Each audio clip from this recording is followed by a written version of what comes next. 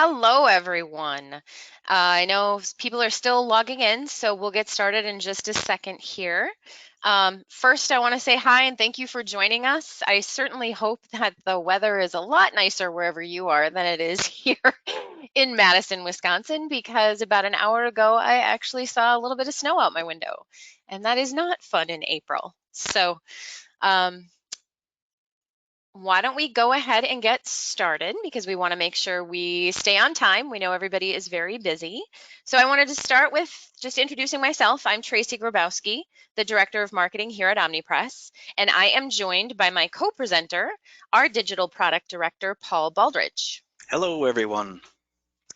And today we're going to spend probably around 35, 40 minutes or so walking you through some real world scenarios on how our customers delivered their virtual conferences in 2020 and even a little bit into early 2021. And then we're going to show you how these exact same tools can flex as meetings continue to evolve in the coming year, while also giving you some ideas on how to help increase value for attendees and sponsors. Before we get started, I wanted to let you know that this webinar is being recorded. And of course, after today's session, we'll email a link to each of you, or you can access it anytime on our website. Just go to omnipress.com and under resources, you'll see a link to our webinars. I also wanted to provide this quick reminder of all the products and services that Omnipress offers to support the delivery of in-person, hybrid, and virtual events. Just a quick reminder too, that if you have any questions, feel free to type them into the question box at any point during the presentation. And then we are going to have a Q&A after we're done. Okay, now back to today's topic. So first, we're going to walk you through some of the important data points from our 2021 Conference Industry Report that was just published last month. These data points are going to not only recap what happened in 2020, but will really set the stage for the challenges we're facing this year and beyond. Using this context, we're going to show you how a few of our customers, again, delivered their 2020 conference content, and then discuss how these same solutions can flex as the format of meetings continue to evolve from being all virtual to hybrid or even completely in person, like we're seeing with a few meetings already. And even more importantly, we're going to give you some ideas on how to use these tools to increase value for your attendees and your exhibitors and sponsors. So let's start with the data captured in our 2021 Conference Industry Report. And if you're interested in getting a copy of this report and don't have it already, you can find it on our website, omnipress.com/reports. This is the 7th annual edition of the report, and data is collected through an online survey that was conducted in December and January of meeting planners as well as association professionals across a wide range of industries, organization types, and meeting sizes. Now, what I'm going to do is run through just a few of the key data points from this report, and then we're going to sum up what that all means. Now, first, we know that some meetings were canceled last year, obviously, but of those that were held, a majority, 69%, were turned into a virtual conference. For this year, though, it's not quite as clear cut. You'll see that answers are all across the board, with a nearly equal breakout of respondents who plan to hold their conference as an in-person, a virtual, or a hybrid event, with 19% who were still undecided at the time of this survey, which again was January. And looking ahead to the future, we know there's a lot of talk that virtual is here to stay, but not everyone can commit to such an absolute statement. As of January, 52% believed they will continue to include some type of virtual component to their annual conference, whereas 42% are still unsure. We also know from the data that most conferences took a significant revenue hit in 2020. 53% saw a decrease in conference revenue, but with a concerning number, 35%, reporting a significant decrease. And these decreases were seen even among those who reported increased attendance. This revenue decrease is due to two things. First, many of us lowered or even eliminated registration fees. And second, we saw less sponsor and exhibitor revenue. Now, this is one of the last data points we're going to highlight. We have been asking this question, so whether respondents plan to reuse their conference content every year for the past 7 years. And over the past 3 years, we had been seeing a steady increase in the number of respondents who are reusing their conference content for a multitude of purposes until this past year. This is the first time ever that we're seeing a decrease, so from 72% last year to 48% this year. Now, we're not sure if it's because everyone is so heavily tasked with just figuring out how to deliver their conference, leaving less time for other more optional strategies. But for those 48% who are repurposing their content after the event, they're really maximizing that content more than ever. In the past, it's been primarily used for promoting the following year's conference. But this year, a lot more organizers are looking at things like revenue generation and attendee value. So what does all of this mean for event professionals in 2021 and beyond? Well, first, you're going to need tools that are extremely flexible and that allow you to flex your conference experience to potentially multiple audiences at the same time. It also means that there is tremendous opportunity to use your conference content to deliver more value to attendees, exhibitors, and sponsors, and even to generate revenue for your organization. So at this point, I'm going to turn it over to our digital product director, Paul Baldridge. And Paul is going to show you how some of our customers delivered their conferences and session content in 2020. And then he's going to provide you with some additional ideas for how these same strategies can support your 2021 event in whatever format it takes, while addressing some of these challenges and opportunities highlighted in our 2021 industry report. So I am turning it over to Paul. I'm going to make him the presenter. Thank you, Tracy.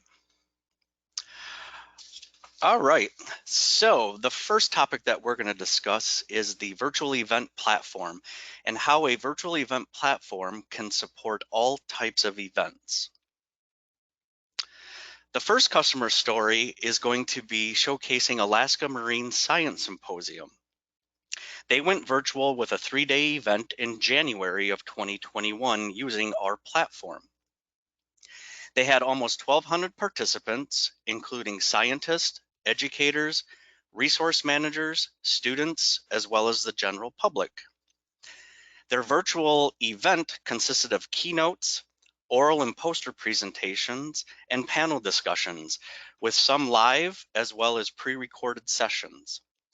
So on the screen that you're seeing, the left-hand screenshot is the Alaska Marine Science Symposium's marketing website of the event. And this is where the participants would have registered for the event, and is also where they would access the event itself. On the right-hand side is the virtual event platform that we created and host for this particular customer, and we're going to take a look a little bit more in depth at the platform we created for them. So as you can see, I am as an attendee on the homepage, and we have some branding to keep consistent with Alaska Marine Science Symposium's theme. At the very top area here, there's a nice welcome message to all of the virtual attendees, as well as a welcome video that is pre-recorded and is hosted on YouTube and was created by the executive director for this particular event.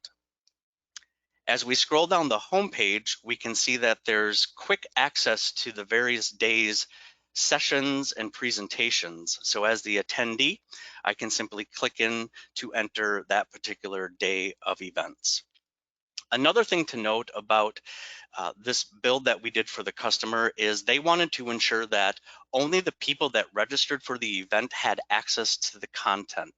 And so we can see up here, there's a login area. So we have another product called License Manager that allows for our customers to export their registration list and then import that into our License Manager product, which then sends out a notification to the attendees with their username, which is the email address that they used at registration, and then License Manager creates a very unique password for that individual to log in to the system with. As I scroll down the home page, another really neat feature that this customer desired was to include a social media wall feed. And what they did is they're using a third-party social media aggregation tool that has an iframe embed code. So the customer supplied us with that iframe embed code. We then launched that onto the home page. And what this tool does is it goes through and aggregates from Facebook, Twitter, YouTube, and other social media platforms and is bringing back keywords.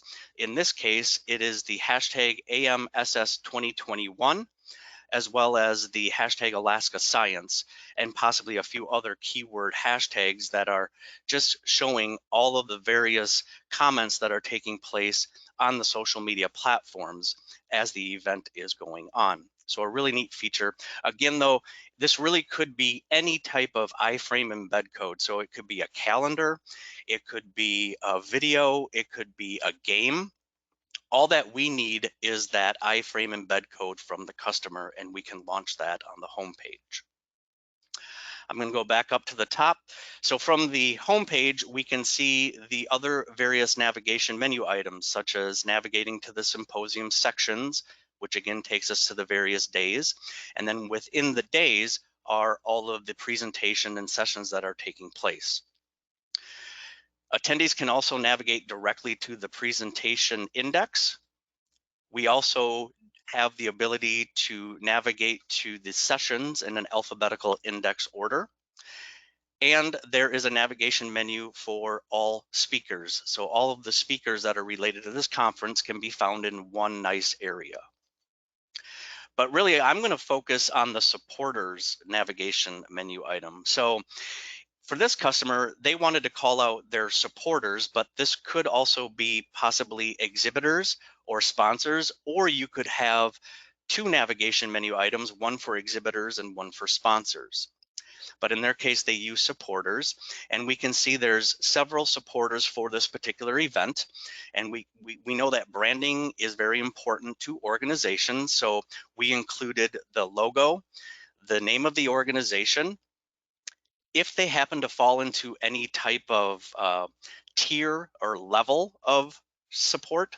So in this case, they're just a supporter. We also have the ability to link out to any dedicated URL that that organization wishes to send attendees to, a nice description of the organization.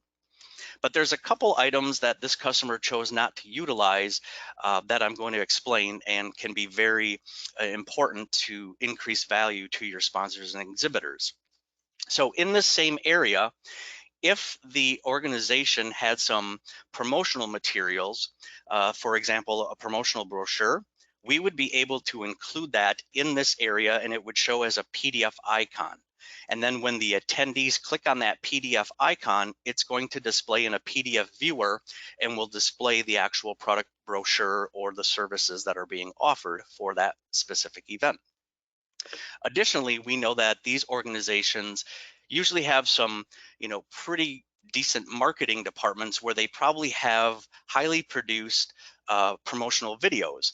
And all that we would need to do is collect that MP4 file, and then there would also be a video icon, a video player icon for the attendee to click on that would then launch the MP4 video for them to review of any type of promotional materials.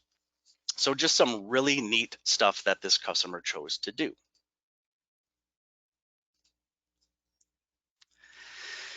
So this, although their 2021 event was fully virtual, the same platform can be used to support a hybrid event. And we're going to get into details on how we can support the hybrid event with a virtual event platform.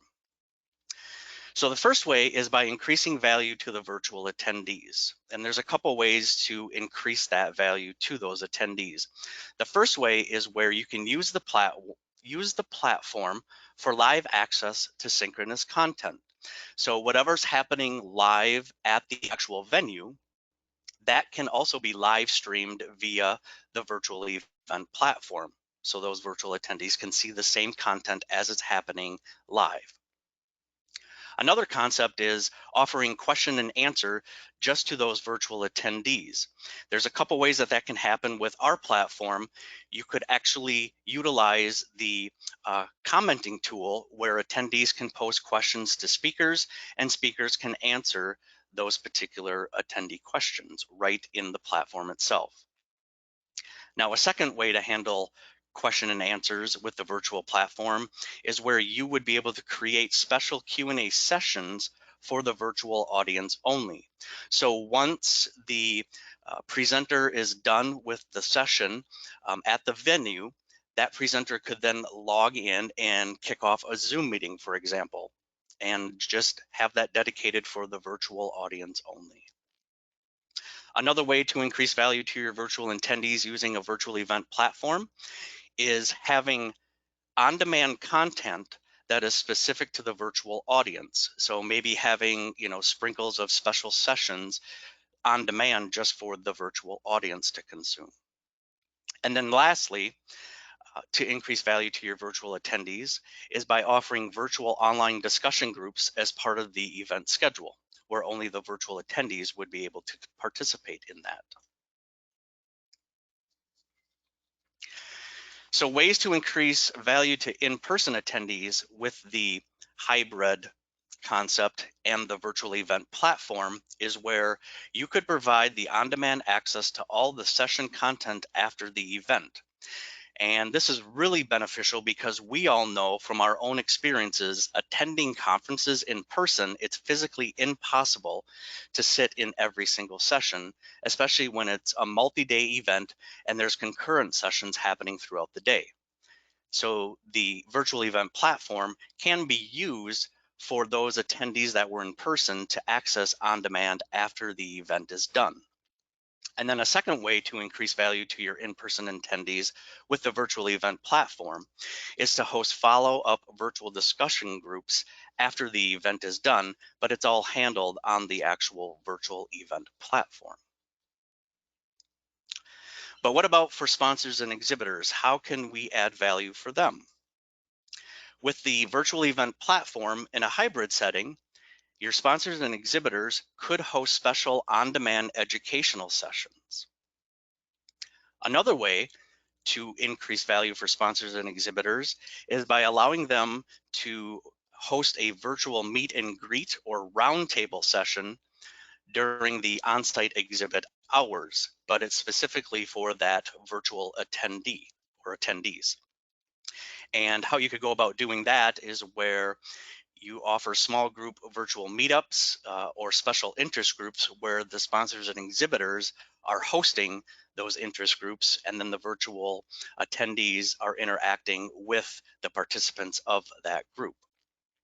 Another idea is where you could have the attendees post questions in the commenting tool at dedicated times, such as office hours or specific times where the sponsors and exhibitors can interact and answer questions posed by the virtual attendees.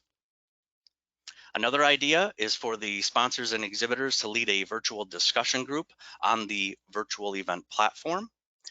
And then lastly, you could have sponsored breaks where during that break time, the virtual attendees are linking out to a live presentation that the sponsor and exhibitor is dishing up.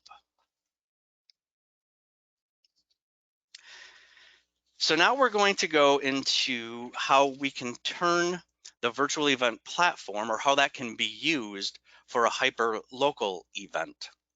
So this is the same type of approach that ASAE Annual is taking for 2021, where the meeting will be virtual, but it's also going to have in-person smaller hubs throughout the United States.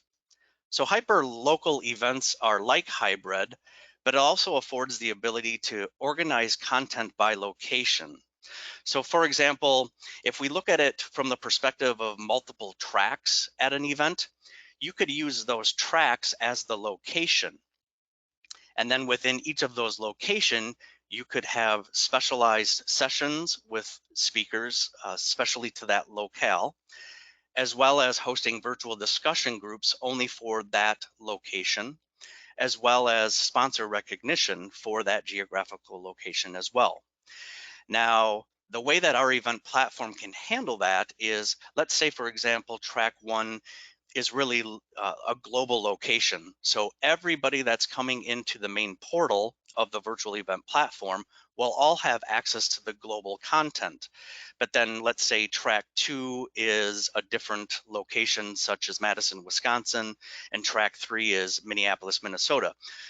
Those would be locked down with access control utilizing our license manager. So then if somebody from Minneapolis were to click on the Madison content, they would not be able to consume that, and vice versa. However, if you were a Madison registrant, you would be able to consume the session material and get involved with the discussion groups specific to the Madison location.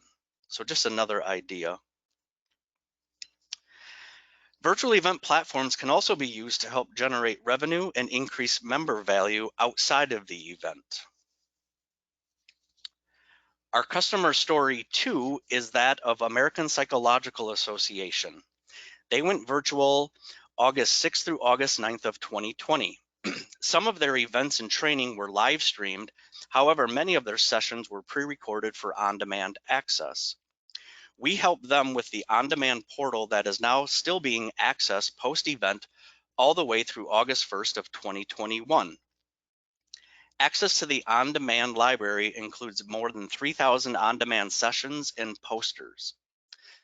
So on the left-hand screenshot that you're seeing is actually APA's marketing webpage for access to the on-demand library. And if the end user clicks watch on demand or register now, they're taken to the screenshot that you're seeing on the right side of the screen, which is the APA 2020 registration page. This is where users that are already members or are returning attendees can log in to consume the on-demand content. Additionally, if they are new attendees or non-members, they can also register at this portal to gain access to the on-demand library. Now, we're going to take a quick look at APA's on-demand library that we create and host for them. But before I do that, I want to kind of go over some statistics that took place between July 27th and October 14th of 2020 for this customer. So the on-demand library between those dates of July 27th and October 14th had approximately 14,000 unique visitors with 29,000 visits to the site. This all equated to approximately 934,000 pages accessed of the on-demand library. And that includes about 1.39 terabytes of bandwidth sent from our servers to all of the people that are consuming the on-demand content. So now let's go ahead and take a look at their actual on-demand library. So again, we carried over their branding. This is their homepage. So we have the APA 2020 virtual. Again, the login or point of entry is here for access control. They have the ability to explore programs. Now, APA is a very large association, and when I click on explore programs, we can see that there are many programs available to the folks that have access to the on-demand library. Okay. As I scroll down the homepage, we can also see there's quick actions. So the virtual on-demand library attendees can search by topic, they can search by division, by author, as well as by poster.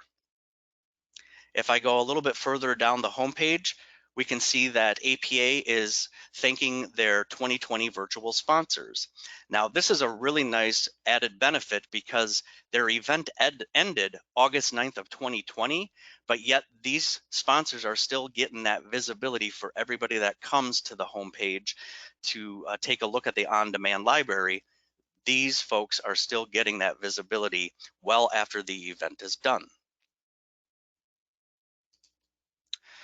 So on-demand platforms work for any type of event, even if your event is going in person.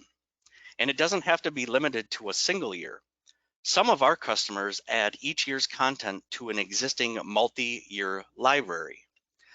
So now let's talk about how we can increase value for the attendees, the sponsors and exhibitors, as well as your organization with the concept of an on-demand library. So first, increasing the value for attendees. By offering the on-demand library, it's going to allow your attendees to access more of the event content at their leisure. Secondly, it can be used as an ongoing reference library well after the event has ended. And then lastly, for attendees, it reinforces the key learning concepts from the actual event and takes it a step further by offering that on-demand content year-round. The on-demand library concept also increases value for sponsors because it gives them that increased exposure for a longer period of time. But how can this concept increase revenue for your organization? Well, it allows you to promote your event with on-demand access year-round to increase revenue from non-attendees or non-members with paid access to the content.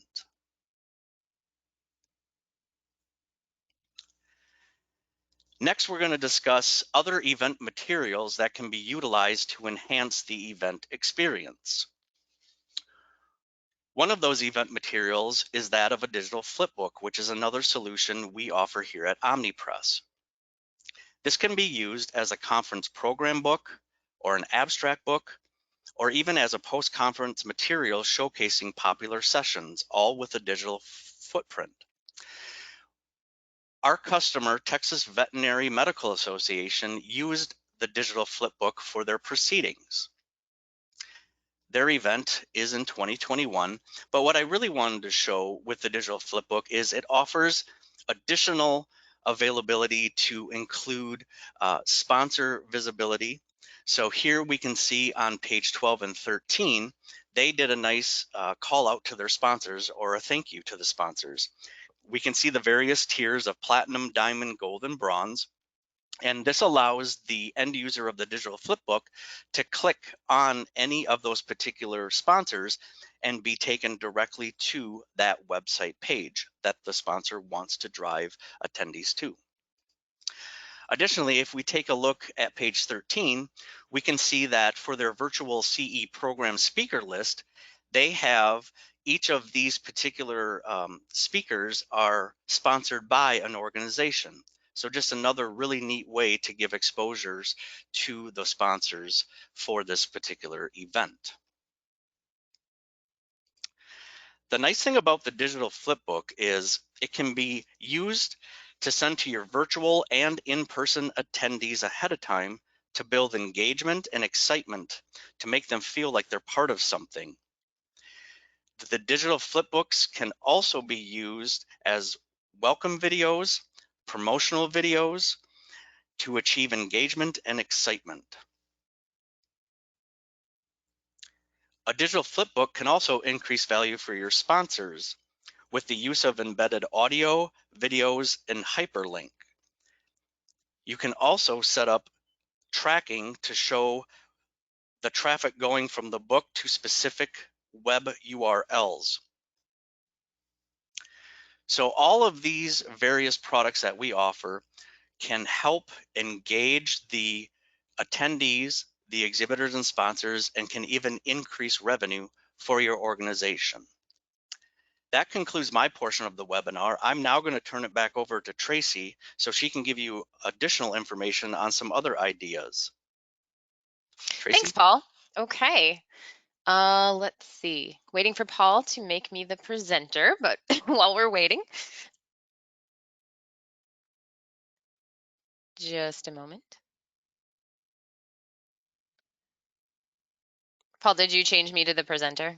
I did not. I apologize. One moment here. Okay. Well, in the meantime, while he's doing that, so we walked you through some ways that through digital products and services, you can engage both your virtual attendees as well as your, there we go, your virtual attendees as well as your in-person attendees. There's still something nice about that physical component too. People really like to have a tactile experience. And so there's a couple of ways that we can help you achieve that to, again, add that additional value to your event and also give your attendees something that they're looking for. So, of course, we all love getting those swag bags that are on site when we go to an in-person conference. And you may have seen this, but we have a lot of customers that have opted to still send that welcome kit or their swag bag, particularly to their virtual attendees ahead of the event.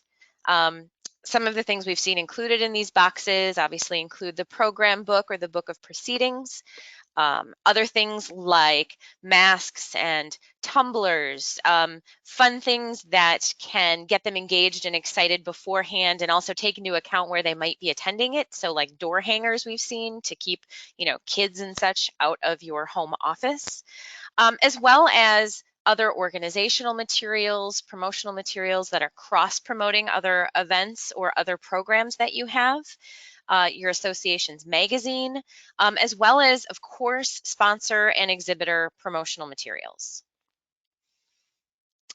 So if you're holding a hybrid event, you can have a stash of these that you hand out at the conference site itself. You can also mail them to virtual attendees ahead of time. And why do this? Well, of course, it's a great way, particularly to make your virtual attendees feel important. It is way too easy to feel invisible at a virtual event. And of course, it also helps to build engagement and excitement and really sets the tone for the meeting. What's also great though is you can use it to provide really important information. As our meetings continue to change and expectations of the attendees change, we need to be able to communicate that in as many ways as possible. So you can use it to provide important event information for folks who are going to be on site, like what to expect, mask mandates, social distancing, what your cleaning and hygiene policies are. And then for your virtual attendees, you can use it to make sure they know how to access the technology, how to log on, how the event is going to run, what have you. And then obviously for your sponsors, it also includes another way to really include printed promotional materials and branded items to promote your sponsors, not just in the box, but outside of the box as well. And so again, we've had quite a few customers that have taken advantage of this, as an opportunity to do just that. And a number of them have also been able to fund these kits through the sponsorship dollars. Now, some of our customers do have attendees that are very, very diehard fans of the printed program book. In fact, we've seen some of them stop printing the book only to face backlash from their attendees. But the challenge is that right now you may be looking for ways to reduce or eliminate costs, and also predicting things like on-site attendance or how many books you need to print can be a lot more challenging right now. So for a few of our customers that still wanted to be able to provide that printed book, but didn't have to necessarily worry about the cost or the counts, we created a special system that allows them to do that without any of the out-of-pocket costs to their organization. So as part of the event registration process, what happens is attendees indicate whether they want a printed copy of the proceedings or the program book. And then from that point in the registration process, they are then kicked over to our Omnipress on-demand store where they can order and pay for their book directly through Omnipress. We produce it, we ship it to them either individually, or we can batch these and ship them directly to the event site. And because we take all payments, there's no out-of-pocket cost to the organization. And we've had a few folks that have really enjoyed being able to provide this because what it does for their attendees, it gives them the information they want in the format they want it. Again, building that engagement and excitement and providing that important event information. And for your sponsors, it's another vehicle for promotion. It's basically one less thing you have to take away from their sponsorship package. So hopefully we've given you a few ideas of how to, engage your in-person and virtual attendees, as well as your sponsors and exhibitors as you move from going virtual to going hybrid or hyperlocal, or even in person as you're planning for 2021 and beyond. So we're going to open it up for questions in just a moment. But first, if you're interested in learning more about anything that we've walked through at this point, you can reach out to your account manager, Bob, Holly, Tim, or Justice, or you can email us at justask@omnipress.com. Okay, and we do have a few questions rolling in. So the first one is, let's see. In the case of the discussion groups, is the exhibitor responsible for providing its own Zoom meeting or discussion room? Great question. So with our particular virtual event platform, in the exhibitor or sponsor area of the platform, when an attendee clicks on the exhibitor logo, it would be up to the exhibitors to provide those predetermined Zoom URLs or whatever platform they wish to use for the platform. So then the attendees can click that meeting to be linked out directly to that exhibitor representative. Great, thanks, Paul. This one I think is related to providing that on-demand access after the event. So you can provide free sign-in to attendees and then paid sign-in to others. Is that handled on Omnipress's end or on our website?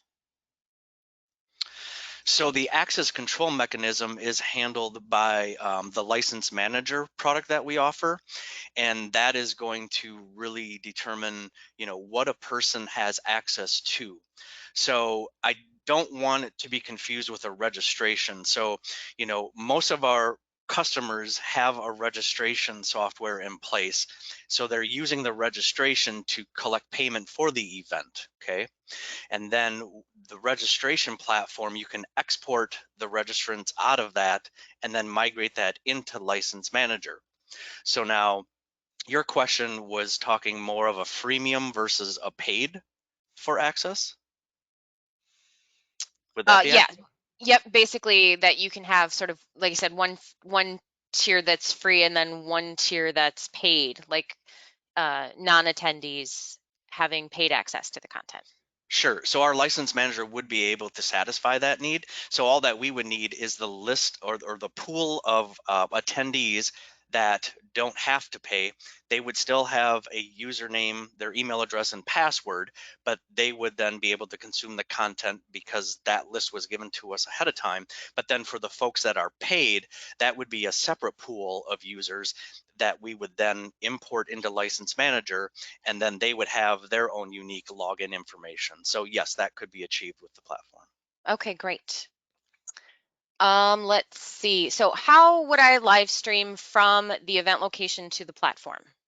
Great question. So a lot of venues, because of the pandemic, have now included the availability for their production services.